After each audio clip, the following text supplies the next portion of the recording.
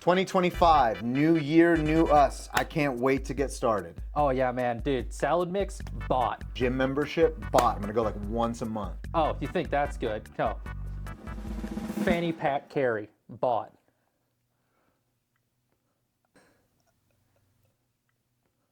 Okay.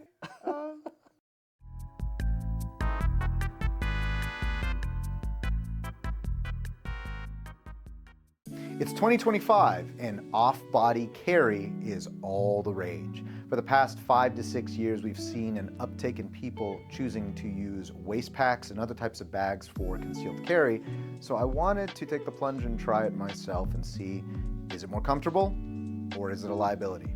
So I found this super rad company called Chutes. And when I say rad, I mean rad. Take a look at some of these styles they have going on. Now the waist pack that I found from them is called the Voyager, and it looked like the perfect size for what I was looking for, because as I was shopping around for different types of waist packs, some of them were too small and some of them were too big in my opinion. I wanted something that was definitely more fanny pack sized for a lot of different reasons, and I'll get into that in a bit. But the reputation of Chutes, from what I could see on their website and the reviews, showed that they really put a lot of thought into their products in terms of their aesthetics and also in terms of concealed carry. Most people that carry in a fanny pack or a waist pack of any kind are just buying an off-the-shelf pack that they get on Amazon or at the store. I used to have a Jansport one back in the day, and you could definitely put a holster in there, but those packs are not geared towards concealed carry. There are now tons of companies putting out waist packs just like these that are designed with concealed carry in mind. Now, right off the bat, I just really like the size of this pack. I think that it fits in the lifestyle, the active lifestyle that I live. It's not too big and it's not too small. It looks like it's gonna hold everything I need it to hold without being humongous and cumbersome. When looking for a waist pack, I was running into a lot of packs like the Sock P bag, which it just looked way too big. It looked like it would hold everything I could ever want it to hold, but it would not be comfortable for everyday carry. Every time I looked at a smaller pack, it just looked incapable of carrying everything I needed it to. The Voyager holds a lot, and it has that form factor that looks very much like a traditional sized fanny pack. Now you can opt to get the normal Voyager model, but because I have unresolved attention issues and I constantly need to be the prettiest person in the room, I had to get the leather version, the vampire black executive model. The leather feels really, really soft. It smells and feels like high quality leather. And it didn't feel tough when I got it. Like, it didn't feel like it was super stiff. It feels almost like it was pre-broken in, but it's not broken in. It's very shiny, it's brand new. It feels like a high quality product right off the bat. And it, to me, does not look like a bag that would scream, I have a gun, to a very normal person. Whenever I see somebody wear a waist pack, I typically do think they're gonna be carrying something dangerous in it, but to a normal person that might just be carrying a waist pack or sees other people carrying a waist pack, I don't think that this screams gun. I think waist packs that are colored in military colors, you have your OD green, coyote, ranger green, those types of things, that's what tells me people are carrying a firearm. I personally wanted something that was a little bit flashier and nicer looking without telling everybody that this is a concealed carry pack. In terms of adjustability, the strap that it comes with has a tri-glide at the end of it, and it makes it so that when you adjust this, there's no tail to get snagged on anything.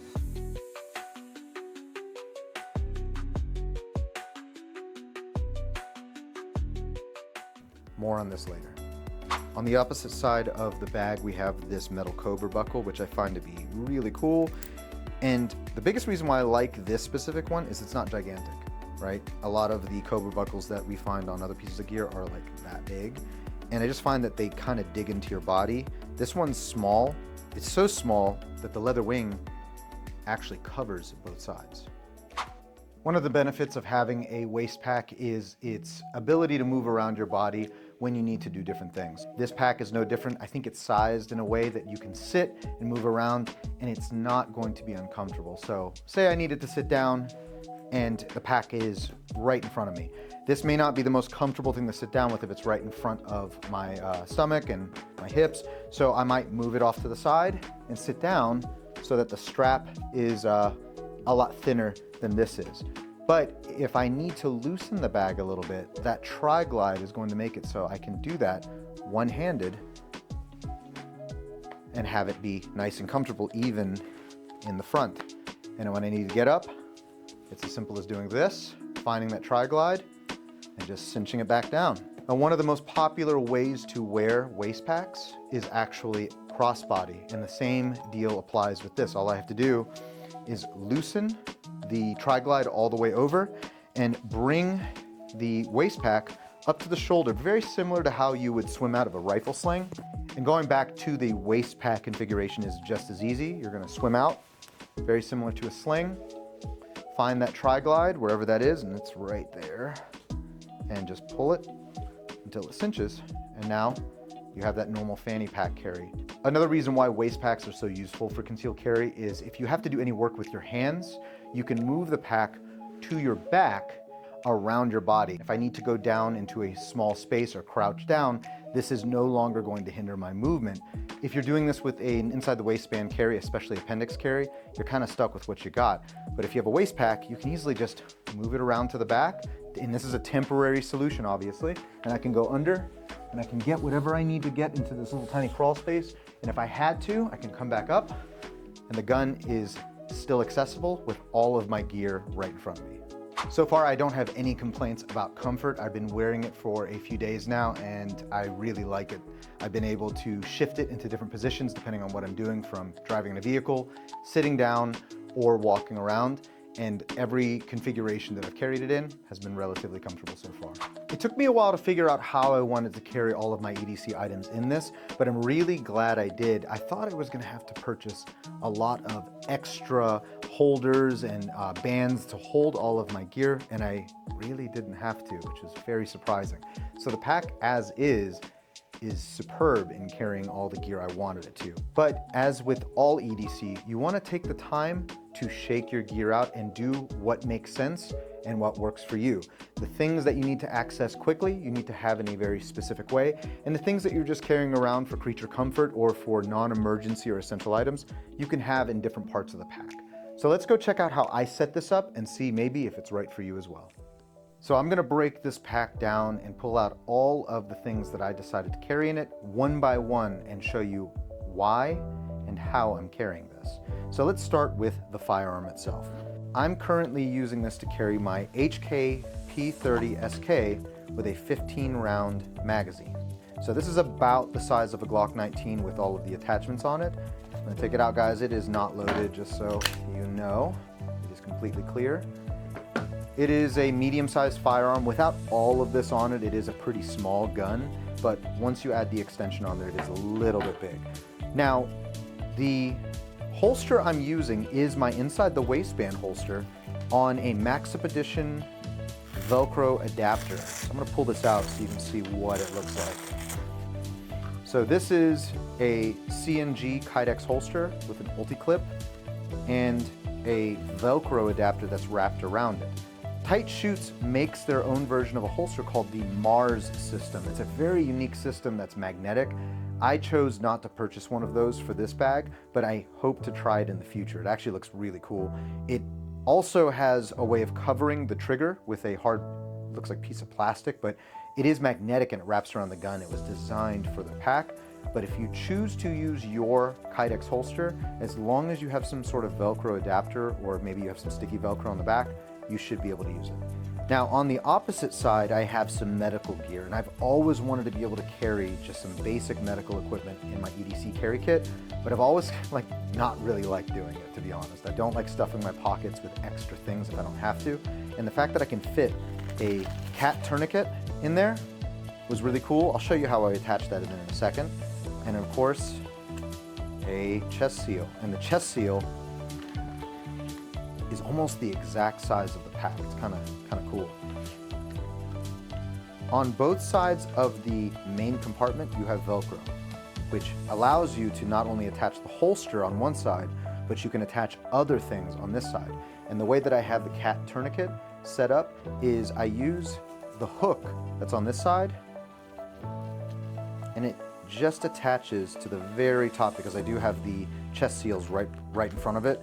So there's a little strip of Velcro That's right there, and it does hold the cat tourniquet in place even when I violently draw the gun. Nothing flies out of the pack. And that's because this pack does not zipper all the way on one side. They do this on purpose. They will ask you when you purchase this from the website, what hand draw are you? And of course I'm right-handed. So the left side of the pack is sealed, and that makes it so this whole flap does not go all the way forward, and maybe you lose your gun and you lose a magazine or whatever else you have in here. This stays half open, but it's open enough just for you to pull that firearm out. I think that's such a well thought out design. Moving on to the exterior compartment, there's no Velcro on the inside of this, and it is kind of small. It's a smaller pack, but inside of it, I'm able to hold an OC spray by Palm and a spare 17 round magazine with a big lip on the bottom. And I really like that this can at least hold that, because now I can carry a spare magazine very comfortably. And I've never really been able to find a good way to carry OC spray in the same EDC kit as my gun. I used to not believe in OC spray when I was younger, but that's changed a lot. I would much rather have an option to use non-lethal force if I can do it. And I know most of you are going to be like, well, hey, your spare magazine is now blocked by your OC canister. I'm going to show you how that's not true when I get to how to do reloads with this thing. Putting everything back into place, I'm just going to zipper that up real quick. The installation of your holster is really, really easy. You're just going to find where you want this thing Velcroed, stick it in there, and you're just going to place your gun in that position. And for your medical gear, I start by putting in the chest seal right there, and I mean, it's so thin it doesn't affect anything. And for the size of my gun, I have to put the windlass of the tourniquet up top and not in the bottom, just to give it as much draw space as possible. And that allows me to comfortably zipper this thing up, and it holds everything I need it to. That is my complete EDC kit with this bag. It has everything I need. I don't carry a knife in here, I don't carry anything else, and I also left this little compartment open for a reason. We'll get to that in a second when we get to how to deploy with this thing. When compared to traditional inside the waistband carry, there are pros and cons to waist pack or crossbody carry, and we're gonna go over some of those so you can make a good decision if this is the right kind of carry for you. When you appendix carry a firearm, it is always going to be in the front of your body, and you can't really shift it around. So once you've put it down, it's stuck in that place. However, if you look at AJ, he's wearing just a t-shirt and some shorts, and you can't really tell that he's wearing a gun. But I want you to go ahead and draw down over there, AJ, just to show where your gun's being carried. So he's carrying a SIG, which is about the same size as my gun. It's a 365 XL, right? Macro, 365 macro, so it's roughly the same size. If I were to pull mine out, mine just has the optic on it. It's not, I guess mine is a little bit bigger with that compensator, but it is roughly the same size, and if I had the normal flush mag, it's gonna be about that. But he's able to pretty comfortably conceal it with an inside the waistband appendix carry. If you just show where your holster is real quick, and then it's right there. And you've been carrying that for 6 months or so. And it's been pretty comfortable? Oh, yeah. So I would say that if you're able to appendix carry a gun in the front, that's going to be the most low profile way you can do it, because again, he's wearing a t-shirt. But he can only have that in one position unless he has to switch it over into a different position manually. I'm able to do that on demand with the fanny pack. I can go into here, and I can go to my waist if I want to, just like I showed in the first part of the video, and I can also crossbody. The draw time itself, I think, really just comes down to training, because he still has to clear his garment. Go ahead, do another draw real quick, AJ.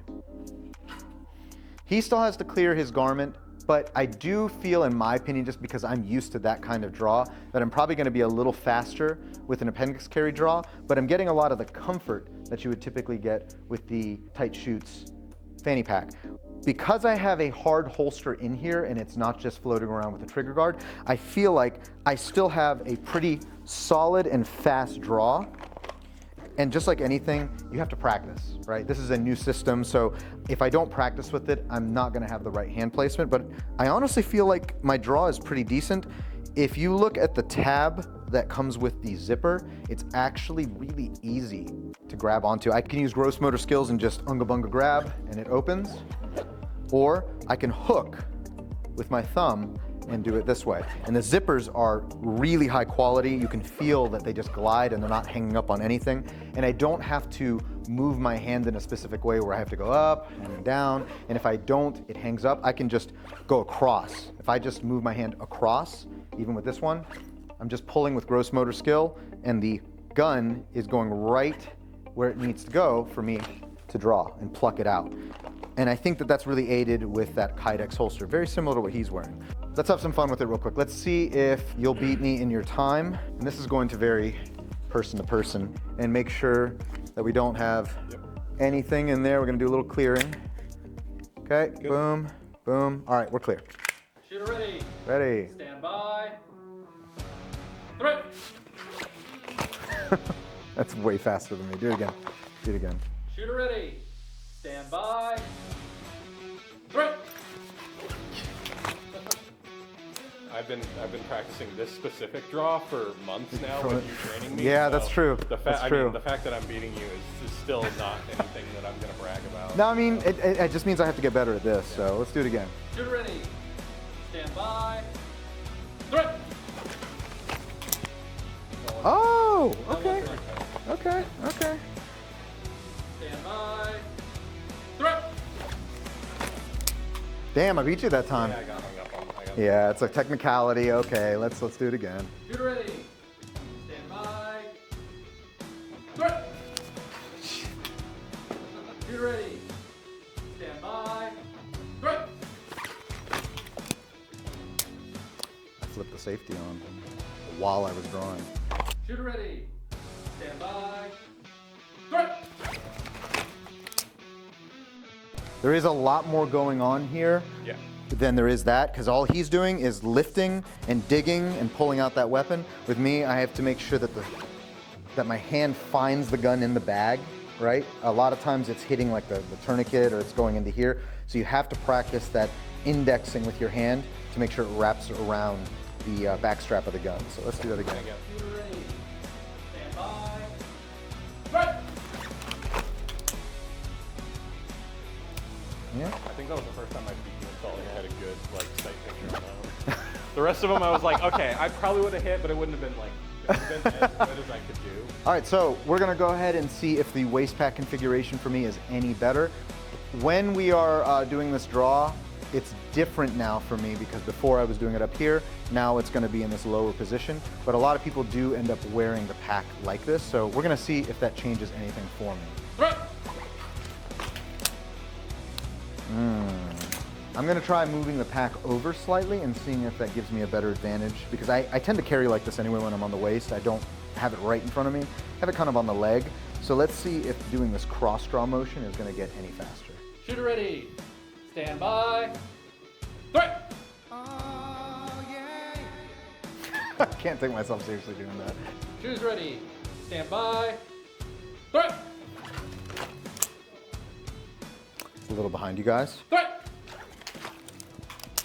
Put the safety on again. Yeah, well, I just started training with it. So I've been carrying it for a few days, but just started actually practicing with it this morning. So like anything, guys, you need to practice. If you don't practice with the kit you carry, when you guys first started drawing from appendix, how was your draw?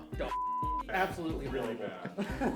That's everybody, right? That's everybody that's working with a new system. You need to train with it. I do feel that this is the fastest I've ever drawn with a fanny pack because the last fanny pack I carried, it didn't have as smooth of a zipper and I didn't have a hard Kydex holster in there. It was a trigger guard that's connected and it is covering the trigger, but I have to fish for that gun and it's not held in the same spot. So indexing your hand on the back of the gun, rather difficult. The scenarios in which you are going to be quick drawing on somebody else is pretty rare. You're more likely going to conceal your draw by doing something else to show that you don't have a gun and then shooting. That's going to be the best way. But I would say that with the little amount of time that I have on this so far, the zipper is not hanging up, which was my last complaint with other fanny packs we've used, is pulling this and then it just getting stuck. So the quality zipper that they're using, I like every which way, even one-handed reholstering I can do that one-handed. I've never been able to use even like a regular backpack where that happens. I usually have to hold it, squeeze it, do that, and then it comes in, right? But weak side and strong side, I'm able to open and draw. Let's try something crazy real quick. Because I'm monstrously strong and I can carry around a 220-pound human being on my shoulder one-handed, we're gonna see if I can draw the gun one-handed with my right hand and shoot. It's actually not hard at all. And then check this out. Normally reholstering, I'd have to put this whole dummy down and all that, but it's actually not that hard. And then, where's that zipper at? That's all one-handed reholstering. Now, you shouldn't reholster fast ever. There's no reason to reholster fast. It's the #1 way people shoot themselves in the leg. So take your time reholstering, but get your gun out as fast as you need to address the threat. Threat!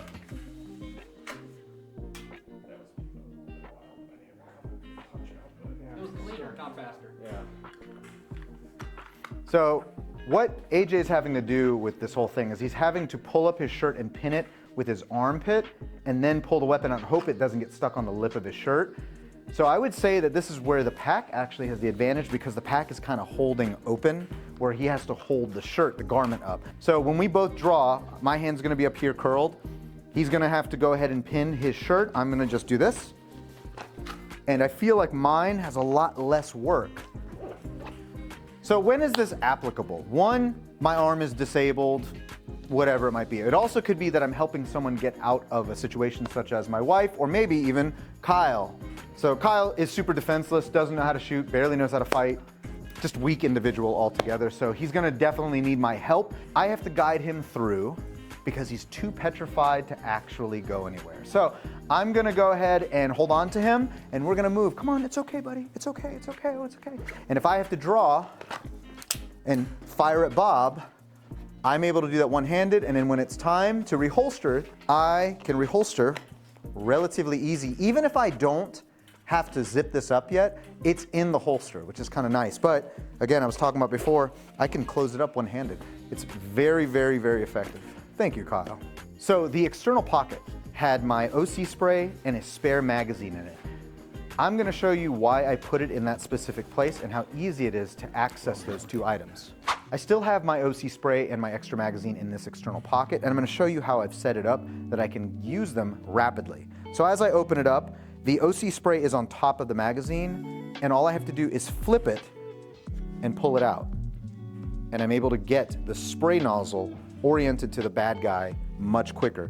I don't have to fish around for it. And I was very surprised because that's what I thought I'd have to do. I thought I was gonna have to buy like an elastic band to put on some Velcro. There is no Velcro in this external pocket, but the way that it's designed, it's tight and it holds whatever pops up in place. So pulling it out, I'm able to roll it with my thumb and get it up and in the face of the bad guy very quickly. And putting it away is super simple. Now, if you remember, I do have a spare magazine underneath that OC spray, and you might be thinking to yourself, there's no way that he could get to that because the OC spray is blocking it, and that's because I'm smarter than you and you're wrong. So when I unzip this pocket, I've actually left this space completely clear of anything. I was gonna put like a lighter in there, but I just decided to leave it empty. And the reason why is because I can hook underneath the magazine lip, and when I pull up, the magazine immediately folds out. I'm gonna dig my finger, change mags, and effect the reload very smoothly. So we're gonna do a 1x1 reload drill. I'm gonna load up one magazine and we're just gonna stick it in the external pocket. We're gonna leave that little space right there like we talked about in the video. And we're gonna load up one round.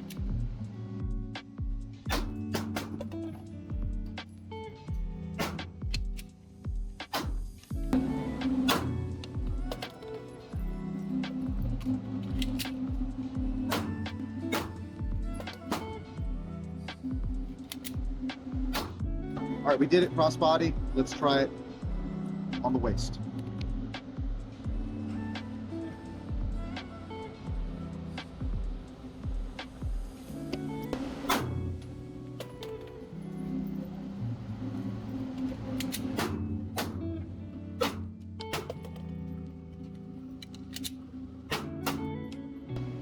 Let's try it with the OC on top.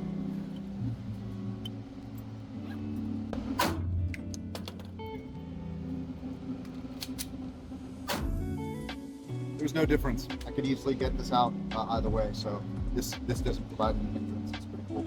Surprisingly, that reload is very, very easy. I don't know if this was by design, but just the overall tightness of the pack allows you to figure out different grips without losing and tossing a mag on accident. So I like the fact that if you leave that little space open, you don't even need a mag holder, right? That's what's so cool about this, is I can just flip it up, and I can even do an admin reload really easily and then re-index that mag just like that, as if I were wearing some form of a magazine holder. That's pretty impressive. And just to kind of showcase how well this bag carries even with a full-size magazine, this is a 17-round magazine, I can actually fit this in the bag and close it with a little bit more tightness on a full magazine as well. So I could carry two 17-rounders if I had wanted to. So the tight Chutes Voyager pack carries pretty well in a vehicle. You're going to have to change the way that you carry based on your body type and also how small your car is. Because I'm in an SUV, I have a little bit more working room. But if you loosen the strap up before you get in, the pack is really, really comfortable. I can sit and forget I even have it on, but it's still in a position where I can draw one-handed and hit my target. And reholstering, of course, is very, very simple. You can do that, and I believe I can even close this one-handed and move it off to the side. You can also do this crossbody while you drive. This is usually how I have my fanny packs when I drive, is I will wear it across the body, so that way it's nowhere on my waistline, and it's just this way, and I can even have it under the arm or over here. And again, drawing it is very simple. If you find yourself on a dark, desolate road and you are being attacked by a family of Bobs, don't worry. The tight Chutes Voyager pack has got you covered. Now, I could have put a lot more stuff in this pack if I had chosen to, or I could have gotten a bigger pack and put everything I possibly could have thought of in one place. But I'm here to tell you, EDC is a lot like financial investing. You want to diversify. Don't put it all in one place, because if someone takes it from you, you're going to lose it all in one fell swoop. Woo! Nice pack. Give it to me. Oh, I just. That's not my problem. all right.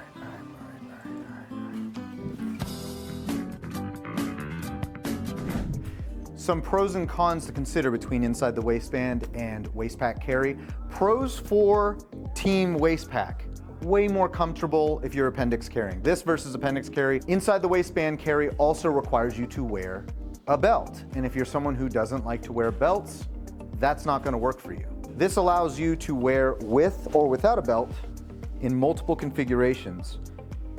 And you can have more versatility of clothing than a person who has to wear one. Fanny Pack Carry is also becoming a lot more popular, and because of that, more people know that guns are stored in these. But say you don't know that I have a gun. This pack looks pretty fancy. I have issues with being out in public and not being noticed, so this is going to be my choice. I couldn't have a drab-looking fanny pack. So unfortunately, I have one that's pretty shiny, and people might just want the bag. When you are choosing the right kind of pack to carry, you want something that's not gonna draw a whole lot of attention to yourself, because that's what concealed carry is. This looks like it could carry something like a camera, if not a gun, so it's worth stealing no matter what. But if this was a flat black color, it probably wouldn't draw much attention. I would also advise not to get one of these packs in a military color such as OD green or coyote brown, because it screams, I have a gun. It's really similar to putting a Glock sticker on your car, and now everybody in the neighborhood knows where they can get their free gun without a background check. Another benefit to Inside the Waistband over this waist pack is it can't be cut off of you, right? If he were to do that probably from back here, if I'm like this and not paying attention and he cuts it, there's no cable going through this. I think that'd be a cool upgrade if Tight Chutes decided to do that, having a cable going through. But right now that could be cut off. Do I think that someone's really gonna get that close to a tight body pack? Maybe not. So retention-wise, that's going to be much more defendable. then even if this were in the crossbody configuration, I really still think that it'd be very hard to defend if somebody were to actually just try to take it off of you. But it's not the same. It's not the same as like a purse or something, right? Or even a loose bag. This is still pretty close to the body so long as it's cinched down.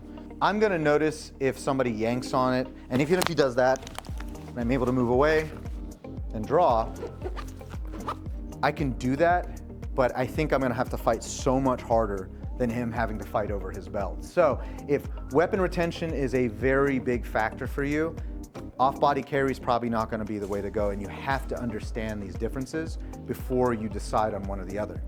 That being said, I don't carry one way. I still carry inside the waistband half the days, and then when I decide that I'm doing something that requires, say, like biking or something, I don't really want to be riding around and doing adventuring with the gun on my belt. I kind of want it out of the way, and I want to be able to move it around so I'm not stopping myself from doing what I want to do, right? If I go climbing, if I go hiking, I'm probably going to carry this way. If I'm in an urban setting with a lot of people, I'm probably going to do inside the waistband. I'm going to be doing that when I'm around a whole lot of people, especially in like a more dangerous area. But if I'm going outside, if I'm adventuring, if I'm in an area where there's less people and I need a little more comfort, it's going to be this all the way.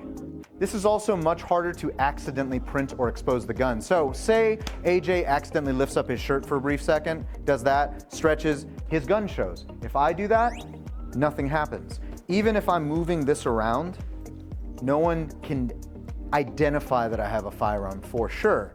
AJ has to be a lot more careful about printing that firearm, because as soon as he lifts his shirt up and someone looks and they go, that's a gun. If you're questioning the credibility of Waistpack carry, there are lots of people in a professional environment that actually carry exactly like this. I was watching a lot of the new guests that are coming on the Sean Ryan show. All these soft guys that have worked in the field, and many of them to this day carry in a Waistpack. They carried overseas like that, and they brought that practice over to civilian life as well. Even well-known figures like Travis Haley have carried bigger guns like 1911s in Waistpacks while they were deployed. So it's a very popular low-profile option, but again, you want to make sure that what you're carrying isn't shiny, it isn't standing out too much. It's something that kind of blends in with what you're already wearing, and that's why a lot of these guys back in the day were using just old school JanSport bags. They weren't using like a Vertex or anything like that. They wanted something that was very low profile and looked like a pack that somebody else would carry no matter what. All right, guys, that concludes my review for the tight Chutes Voyager EDC bag. I love this bag. I love the way it looks. It just does everything I want it to do in a waist pack. The normal Voyager model is about $88, and then it's extra if you have the Mars holster with it as well.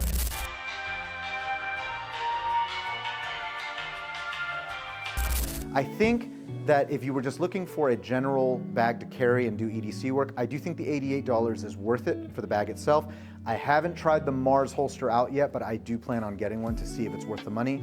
But if you need a different size bag, Tight Chutes has you covered. They have so many different types of bags and sizes, from more purse style carries to larger Voyagers, and they have some of the coolest patterns I've ever seen in a waist pack style carry system. So I would definitely go check them out. I do think that if you get the normal pack, it's worth it. If you're like me and you want to be fancy, this I do find worth it because I like aesthetics. But if you're somebody who needs something that's more utilitarian, get the normal Voyager pack, get the XL or the Magnum if you need a little bit more room, and get it in a color that doesn't scream, I have a gun.